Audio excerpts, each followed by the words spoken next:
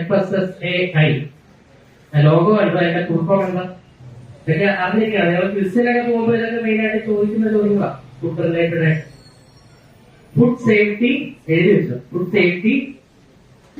Safety and standards authority of India.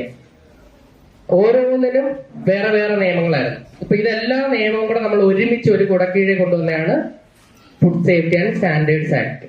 അങ്ങനെ അതിന്റെ കീഴിലുള്ള അതോറിറ്റിയാണ് food safety and standards authority of India. FSA ലേബലില് ഒരു 14 അക്ക ഡിജിറ്റ് ഉണ്ട്. അതാണ് അവരുടെ ആ സ്ഥാപനത്തിന്റെ ലൈസൻസ് നമ്പർ. അതുള്ള സ്ഥാപനങ്ങളാകുമ്പോൾ എന്താ ഗുണം? ഇതൊന്നും ഇല്ലാത്തൊരു പ്രൊഡക്റ്റ് നിങ്ങൾ മേടിക്കുന്നത്, ഒരു മിഠായി മേടിക്കുക, അല്ലെങ്കിൽ ഒരു സിപ്പപ്പ് മേടിക്കുക, ഒരു ഐസ്ക്രീം മേടിക്കുക, ഇതൊന്നും ഇല്ലാത്തൊരു ലേബലോ ഒന്നും ഇല്ലാത്തൊരു കമ്പനിയുടെ നിങ്ങൾ മേടിച്ച് കഴിക്കുക. നിങ്ങൾ മേടിച്ചിട്ട് ഇപ്പൊ പ്രിസർവേറ്റീവിന്റെ പ്രശ്നം എന്താ?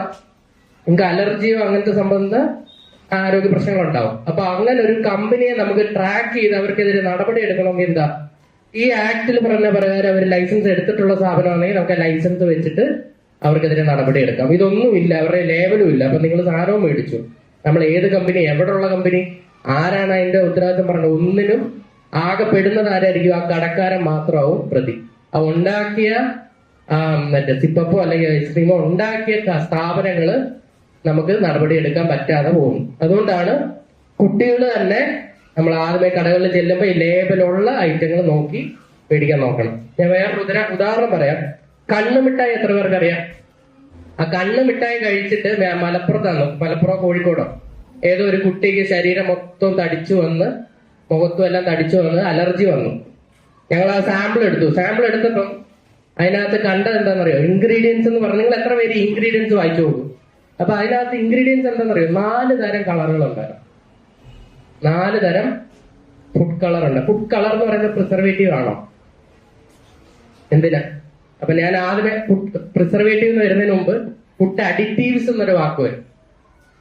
ഫുഡ് അഡിറ്റീവ്സിന്റെ കീഴിലാണ് ഫുഡ് പ്രിസർവേറ്റീവ്സ് വരുന്നത്. ഫുഡ് അഡിറ്റീവ്സ് എന്താണ്?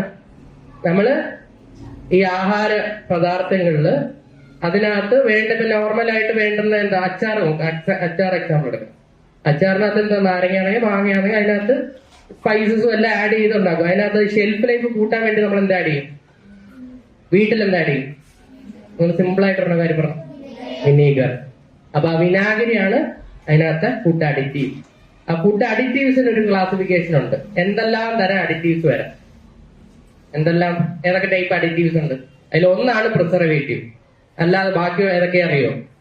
പ്രിസർവേറ്റീവ് അല്ലാതെ ഫുഡ് അഡിറ്റീവ്സ് ആയിട്ട് ആഡ് ചെയ്യുന്ന എന്തെങ്കിലും അറിയോ? നിങ്ങൾ ഉപ്പ് കണ്ടിട്ടുണ്ടോ? ഉപ്പ് പാക്കറ്റ് മേടിച്ചുകൊണ്ട് വരും. അത് പുറത്തിരുന്നതിനെ കട്ടയാവുമോ? കട്ടയാവുന്ന കണ്ടിട്ടുണ്ടോ? ഇല്ല. കട്ടയാവാതിരിക്കുന്ന എന്താ കാര്യം എന്നറിയോ? അത് ഈ ആന്റി കേക്കിംഗ് ഏജന്റ് എന്ന് പറഞ്ഞൊരു അഡിറ്റീവ് ആഡ് ചെയ്യും. ആന്റി കേക്കിംഗ്, അതായത് കേക്ക് പോലെ കട്ട പിടിക്കാതിരിക്കാനുള്ള ആന്റി കേക്കിംഗ് ഏജന്റ്. അതിന്റെ എക്സാമ്പിൾ എന്താണെന്നറിയോ? സിലിക്കേറ്റ്സ്. ആന്റി കേക്കിംഗ് ആഡ് ചെയ്യുമ്പോൾ എന്താ? ഈ ഉപ്പ് കട്ട പിടിക്കില്ല. കട്ട പിടിച്ച് കഴിഞ്ഞാൽ ആരെങ്കിലും മേടിക്കുമോ? കമ്പനിക്ക് നഷ്ടമല്ലേ? അപ്പൊ അതുകൊണ്ട് അവർ ആന്റി കേക്കിംഗ് ഏജന്റ് ആഡ് ചെയ്തതെന്ന് നമുക്ക് തരും. പക്ഷെ ഇതെല്ലാം ഈ പ്രിസർവേറ്റീവ്സ് ആയാലും അഡിറ്റീവ്സ് എല്ലാം നമ്മുടെ ആരോഗ്യത്തിന് ഹാനികരമാണോ? ഇതില്ലാതെ നമുക്ക് ഫുഡ് ഉണ്ടാക്കി എടുക്കാൻ പറ്റുമോ? അച്ചാറ് വിനാഗിരി ഇല്ലാതെ എത്ര ദിവസം പുറത്തിരിക്കും? അപ്പൊ ഇതെല്ലാം ആഡ് ചെയ്യാം. അതിന്റെ എന്തോ ലിമിറ്റ് ഉണ്ട്. ഓരോന്നിനും എത്ര ആഡ് ചെയ്യാം, അത് ഓരോന്നിനും ലിമിറ്റ് വ്യത്യാസമാണ്. ഒരു ലിമിറ്റ് ഉണ്ട്. ആ ലിമിറ്റിന് മേളിൽ പോയി കഴിഞ്ഞാലേ ആരോഗ്യത്തിന് പ്രശ്നമുള്ളൂ. പിന്നെ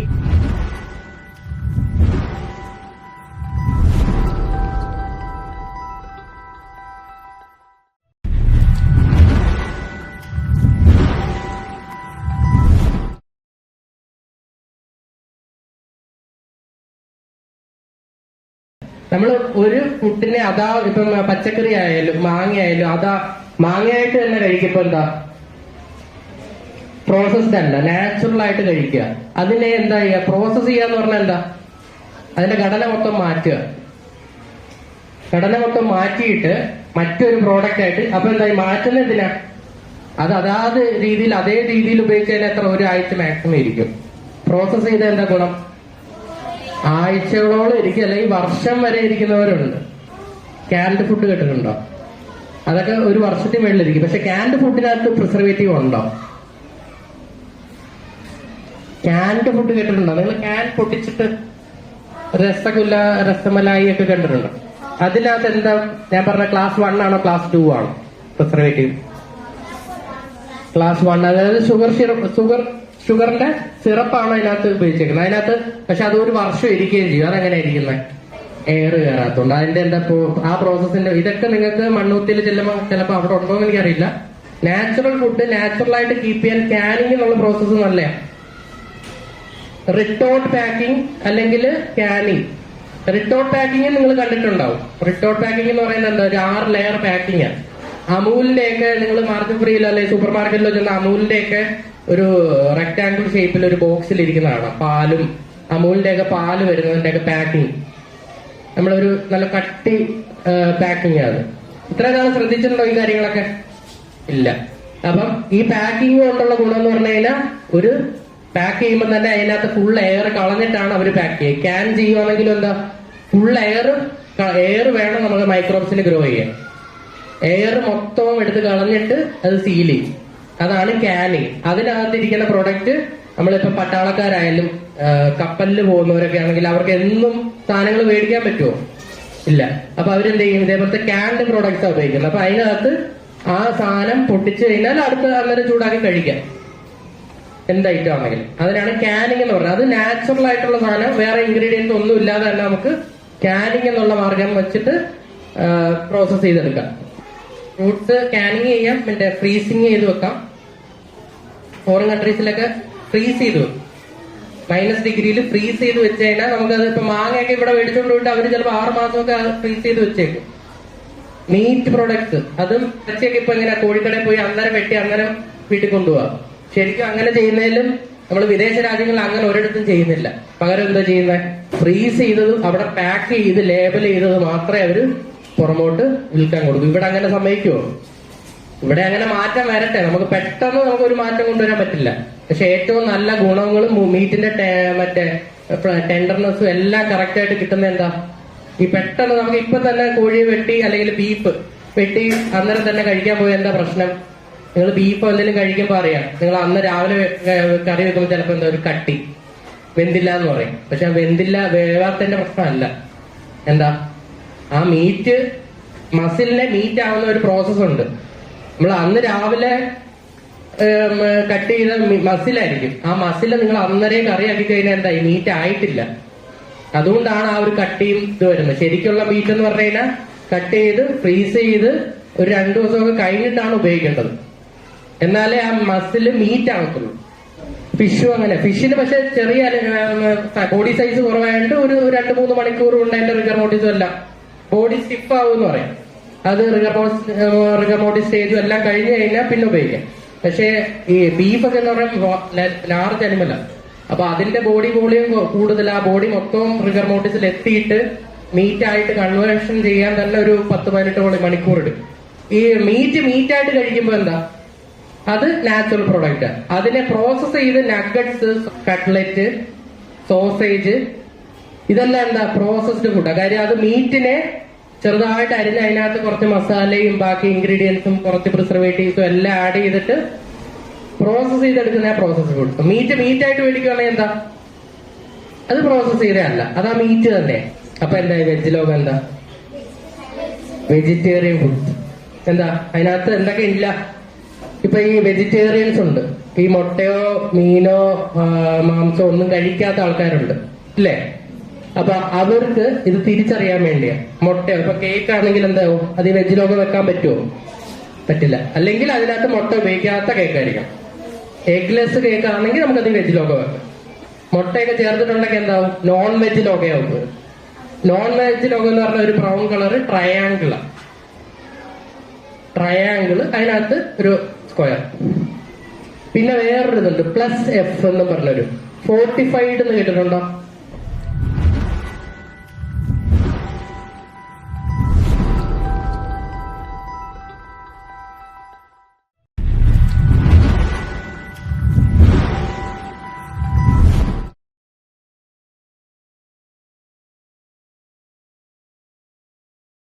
FSSAI ലോഗോ കണ്ടോ? അതിന്റെ കുറുപ്പം എന്താ? ഇതൊക്കെ അറിഞ്ഞിരിക്കണം. ഞങ്ങൾ ക്വിസിനൊക്കെ പോകുമ്പോൾ ഇതൊക്കെ മെയിനായിട്ട് ചോദിക്കുന്ന ചോദ്യങ്ങളാണ് ഫുഡ് റിലേറ്റഡ് ആയിട്ട്. ഫുഡ് സേഫ്റ്റി എഴുതി വെച്ചു. Food safety and standards authority of India. ഓരോന്നിനും വേറെ വേറെ നിയമങ്ങളായിരുന്നു. ഇപ്പൊ ഇതെല്ലാ നിയമവും കൂടെ നമ്മൾ ഒരുമിച്ച് ഒരു കുടക്കീഴിൽ കൊണ്ടുവന്നതാണ് food safety and standards act. അങ്ങനെ അതിന്റെ കീഴിലുള്ള അതോറിറ്റിയാണ് food safety and standards authority of India. FSA ലേബലില് ഒരു 14 അക്ക ഡിജിറ്റ് ഉണ്ട്. അതാണ് അവരുടെ ആ സ്ഥാപനത്തിന്റെ ലൈസൻസ് നമ്പർ. അതുള്ള സ്ഥാപനങ്ങളാകുമ്പോൾ എന്താ ഗുണം? ഇതൊന്നും ഇല്ലാത്തൊരു പ്രൊഡക്റ്റ് നിങ്ങൾ മേടിക്കുന്നത്, ഒരു മിഠായി മേടിക്കുക, അല്ലെങ്കിൽ ഒരു സിപ്പപ്പ് മേടിക്കുക, ഒരു ഐസ്ക്രീം മേടിക്കുക, ഇതൊന്നും ഇല്ലാത്തൊരു ലേബലോ ഒന്നും ഇല്ലാത്തൊരു കമ്പനിയാണ് നിങ്ങൾ മേടിച്ച് കഴിക്കുക. നിങ്ങൾ മേടിച്ചിട്ട് ഇപ്പൊ പ്രിസർവേറ്റീവിന്റെ ഒക്കെ പ്രശ്നം എന്താ? നിങ്ങൾക്ക് അലർജിയോ അങ്ങനത്തെ സംബന്ധ ആരോഗ്യ പ്രശ്നങ്ങളുണ്ടാവും. അപ്പൊ അങ്ങനെ ഒരു കമ്പനിയെ നമുക്ക് ട്രാക്ക് ചെയ്ത് അവർക്കെതിരെ നടപടി എടുക്കണമെങ്കിൽ എന്താ, ഈ ആക്ടിൽ പറഞ്ഞ പ്രകാരം അവർ ലൈസൻസ് എടുത്തിട്ടുള്ള സ്ഥാപനമാണെങ്കിൽ നമുക്ക് ലൈസൻസ് വെച്ചിട്ട് അവർക്കെതിരെ നടപടി എടുക്കാം. ഇതൊന്നും ഇല്ല, അവരുടെ ലേബലും ഇല്ല. അപ്പൊ നിങ്ങൾ സാധനവും മേടിച്ചു, നമ്മൾ ഏത് കമ്പനി, എവിടെയുള്ള കമ്പനി, ആരാണ് അതിന്റെ ഉത്തരവാദിത്വം പറഞ്ഞത്, ഒന്നിനും ആകെ പെടുന്നത് ആരായിരിക്കും? ആ കടക്കാരൻ മാത്രമാവും പ്രതി. ആ ഉണ്ടാക്കിയ മറ്റേ സിപ്പപ്പോ അല്ലെങ്കിൽ ഐസ്ക്രീമോ ഉണ്ടാക്കിയ സ്ഥാപനങ്ങള് നമുക്ക് നടപടി എടുക്കാൻ പറ്റാതെ പോകും. അതുകൊണ്ടാണ് കുട്ടികൾ തന്നെ നമ്മൾ ആദ്യമേ കടകളിൽ ചെല്ലുമ്പോൾ ഈ ലേബലുള്ള ഐറ്റങ്ങൾ നോക്കി മേടിക്കാൻ നോക്കണം. ഞാൻ വേറൊരു ഉദാഹരണം പറയാം. കണ്ണുമിഠായി എത്ര പേർക്ക് അറിയാം?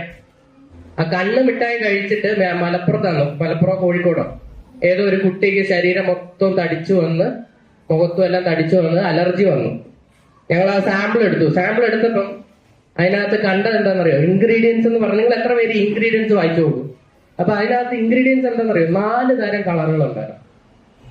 4 തരം ഫുഡ് കളർ ഉണ്ട്. ഫുഡ് കളർ എന്ന് പറയുന്നത് പ്രിസർവേറ്റീവ് ആണോ? എന്തിനാ? അപ്പൊ ഞാൻ ആദ്യമേ പ്രിസർവേറ്റീവ് എന്ന് വരുന്നതിന് മുമ്പ് ഫുഡ് അഡിറ്റീവ്സ് എന്നൊരു വാക്ക് വരും.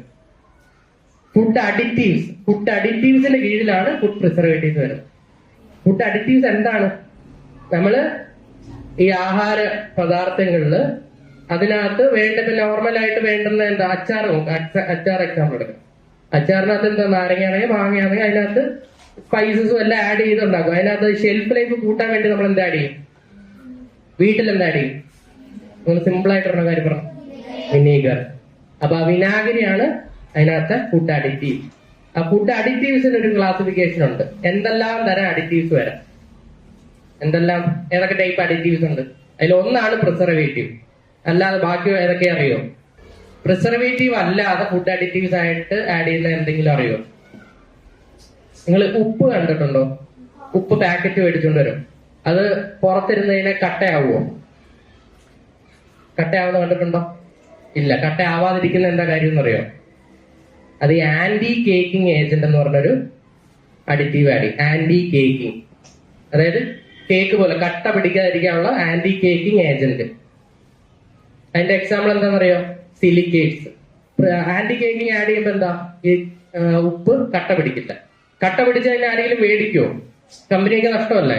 അപ്പൊ അതുകൊണ്ട് അവർ ആന്റി കേക്കിംഗ് ഏജന്റ് ആഡ് ചെയ്തതെന്ന് നമുക്ക് തരും. പക്ഷെ ഇതെല്ലാം ഈ പ്രിസർവേറ്റീവ്സ് ആയാലും അഡിറ്റീവ്സ് അല്ല നമ്മുടെ ആരോഗ്യത്തിന് ഹാനികരമാണോ?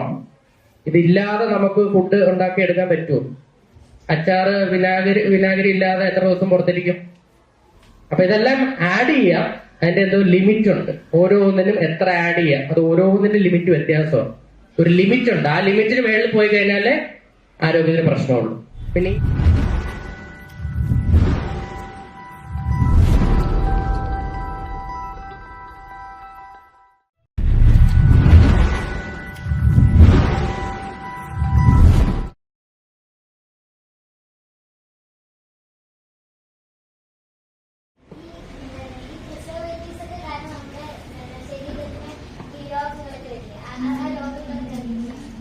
അത് ഞാനിപ്പോ ക്ലാസ്സിൽ പറഞ്ഞായിരുന്നല്ലോ. ഞാനിപ്പോ സ്കിൻ റാഷസ് വരുന്നത്, മുഖത്ത് തടിപ്പ് വരുന്നത്, ശ്വാസമുട്ടൽ വരുന്നത്, പിന്നെ ഡയറിയ, വൊമിറ്റിംഗ്, പലർക്കും പല രീതിയിലുള്ള സിംറ്റംസാ കാണിക്കുക.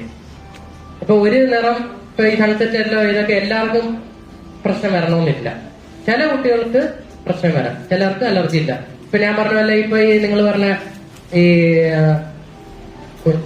ചെമ്മീൻ കഴിച്ചിട്ട് എല്ലാവർക്കും പ്രശ്നമുണ്ടോ? പക്ഷെ ചെമ്മീൻ കഴിച്ച് മരിച്ചവരുണ്ട്. അത്രയും പെട്ടെന്നായിരിക്കും അതിന്റെ റിയാക്ഷൻ കയറുക. ഷെൽഫിഷുകൾ അതെല്ലാവർക്കും പ്രശ്നമില്ല. എല്ലാവർക്കും ഇത് കോമൺ ആയിട്ടും പറയാൻ പറ്റത്തില്ല. ചില കുട്ടികൾക്ക് പ്രശ്നം വരാം.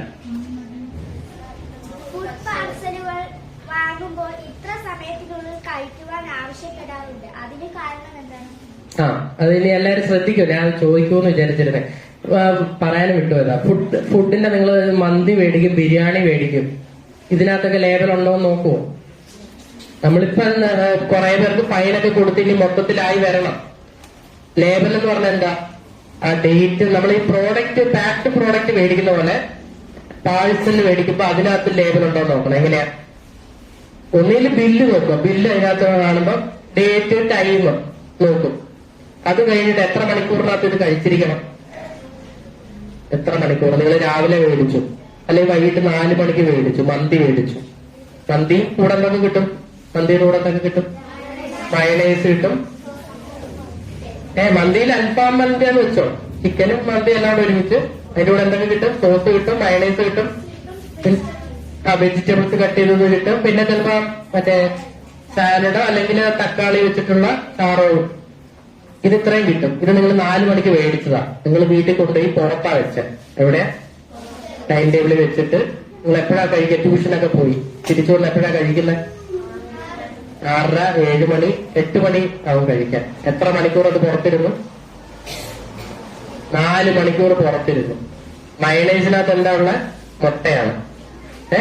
ഇപ്പൊ നേരത്തെ ആണെങ്കിൽ പച്ചമുട്ട അതേപോലെ ഉപയോഗിച്ചുകൊണ്ടിരുന്നതാണ്. നമ്മളിപ്പോ അത് ബാൻ ചെയ്തു. കേരളത്തിൽ പച്ചമുട്ട ഉപയോഗിച്ച് മയണൈസ് ഉണ്ടാക്കാൻ സമ്മതിക്കില്ല. ഇപ്പൊ മുട്ട ഇതൊന്ന് പാസ്ചറൈസ് ചെയ്ത ശേഷമേ ഇപ്പം മയണൈസ് ഉണ്ടാക്കാൻ സമ്മതിക്കത്തുള്ളൂ. അപ്പം ആ മുട്ട ഉപയോഗിച്ചുള്ള മയണൈസ്. പിന്നെന്താ? മന്തിയിൽ എന്തൊക്കെയുള്ള? മന്തിയുണ്ട്, ചിക്കൻ ഉണ്ട്. ഇതെല്ലാം പുറത്തിരിക്കും. എത്ര മണിക്കൂറായി? 4 മണിക്കൂറായി. നിങ്ങൾ കഴിക്കുക. ആ കഴിക്കുമ്പോൾ ചിലപ്പോൾ ടേസ്റ്റ് വ്യത്യാസമൊന്നും തോന്നത്തില്ല. പിറ്റേന്നായിരിക്കും അറിയുന്നത് എന്താ? ലൂസ് മോഷൻ, ഛർദില്. കാര്യം എന്താ? ഇത് എത്ര മണിക്കൂറിനകത്ത് കഴിച്ചിരിക്കണം? 2 മണിക്കൂർ. 2 മണിക്കൂറിനകത്ത് കഴിച്ചിരിക്കണം. നിങ്ങൾ കഴിക്കുന്നില്ല എന്നുണ്ടെങ്കിൽ എന്ത് ചെയ്യണം? വീട്ടിൽ പോയി രാത്രിയിലേ കഴിക്കുന്നുള്ളൂ, എന്ത് ചെയ്യണം? ഫ്രിഡ്ജിൽ വെക്കണം. ഫ്രിഡ്ജിൽ വെച്ചിട്ട് പിന്നെ 2-3 ദിവസം ഉപയോഗിക്കരുത്. ഫ്രിഡ്ജിൽ വെച്ച് കഴിഞ്ഞാൽ അടുത്ത തവണ അത് ചൂടാക്കി അത് കഴിച്ചിരിക്കണം. പിന്നെ എടുത്ത് പിന്നെയും ചൂടാക്കാൻ വീണ്ടും തിരിച്ചു വെച്ച് അങ്ങനെ ചെയ്യരുത്. ഒരു വട്ടം റീഹീറ്റ് ചെയ്യാവും. നിങ്ങൾ പാഴ്സൽ മേടിച്ച ഫുഡ് ഫ്രിഡ്ജ് വെച്ച ശേഷം ഒരു തവണ റീഹീറ്റ് ചെയ്ത് കഴിക്കാം. പിന്നെയും ആ പാക്കറ്റ് എടുത്ത് കുറച്ച് കഴിച്ചു, ബാക്കി എടുത്ത് തിരിച്ച് വീണ്ടും ഫ്രിഡ്ജ് വെച്ചിട്ട് അടുത്ത ദിവസം എടുക്കാന്ന് വെച്ച് കഴിഞ്ഞാൽ എന്താ? നിങ്ങൾ ആ പുറത്ത് വെച്ചിട്ട് തവിയിട്ട് ഇളക്കി എല്ലാരും എടുത്തു, അപ്പൊ തന്നെ അത് കണ്ടാമിനേറ്റഡ് ആയി. പിന്നെ നിങ്ങളത് ഫ്രിഡ്ജ് വെച്ചിട്ട് കാര്യമില്ല. അപ്പം ഒരു തവണ നിങ്ങൾക്ക് മേടിച്ച് അതേപോലെ അത് തവിയിട്ടത് ഇളക്കാതെ ഫ്രിഡ്ജ് വെച്ചിട്ട് രാത്രി എടുത്ത് കഴിക്കാം, ചൂടാക്കിയിട്ട്. ചൂടാക്കുമ്പോൾ ഒന്ന് ശ്രദ്ധിച്ച് ഫുള്ള് ചൂടാകണം. പറ്റുവാണെങ്കിൽ ആവി കയറ്റി തന്നെ ചൂടാക്കാം. നിങ്ങൾ വെറുതെ ഇച്ചിരി ചൂടാക്കിയല്ല, മീറ്റിനകം ഒന്ന് പുറമെ ഒന്ന് ചൂടാവും, പക്ഷെ ഉള്ളിൽ ചൂടാവുമോ? ഇല്ല. അപ്പൊ അത് പ്രോപ്പറായിട്ട് ഹീറ്റ് ചെയ്തിട്ട് വേണം കഴിക്കാം.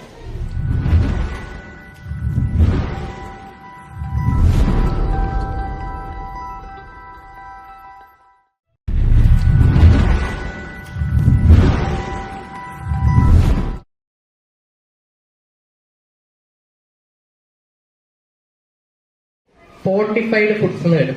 +F എന്നാണ് അതിന്റെ സിമ്പിൾ. ഇനി ഇതൊക്കെ പോകുമ്പോ നോക്കിയാൽ മതി. മിൽമയുടെ കവറോ അല്ലെങ്കിൽ പാലിന്റെ പാക്കറ്റ് നോക്കുക.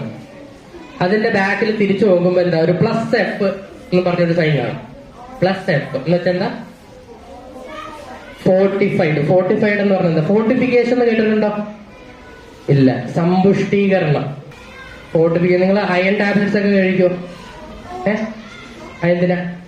നിങ്ങൾ ശരിയായിട്ടുള്ള ആഹാര രീതി കഴിക്കാത്തതുകൊണ്ട് അയണിന്റെ കണ്ടന്റ് കുറയും നിങ്ങളുടെ ബോഡിയിൽ. അപ്പൊ അതിന് അയൺ ടാബ്ലറ്റ്സ് കഴിക്കും. അപ്പം ഗവൺമെന്റ് എന്താ ചെയ്യുക? നേരത്തെ ആണെങ്കിൽ ഉപ്പിനകത്ത് അയഡൈസ്ഡ് സോൾട്ട്, നേരത്തെ പണ്ടൊക്കെ കിട്ടിയാണ് സോൾട്ടായിട്ടാണ് കിട്ടിക്കൊണ്ടിരുന്നത്. ഈ ഉപ്പിലൂടെ കൊടുത്തു കഴിഞ്ഞാൽ എന്താ? പോപ്പുലേഷൻ എല്ലാവരിലും എത്തും അയഡിൻ. നമ്മള് ശരിക്കും അയഡിൻ കിട്ടണമെങ്കിൽ എന്താ? കടൽ മത്സ്യങ്ങൾ കഴിച്ചാൽ മതി. പക്ഷെ മീൻ കഴിക്കാത്തവർക്ക് അയഡിൻ കിട്ടുമോ? ഇല്ല. അപ്പൊ അതുകൊണ്ട് അയഡിൻ നമുക്കെന്താ? ഒരു പ്രോഡക്റ്റിലൂടെ ഗവൺമെന്റ് മാർക്കറ്റ് ചെയ്യാൻ തുടങ്ങി. അപ്പൊ അതെന്താ? ഉപ്പിലെല്ലാം അയഡിൻ ആഡ് ചെയ്തിട്ട് കൊടുക്കാൻ തുടങ്ങി.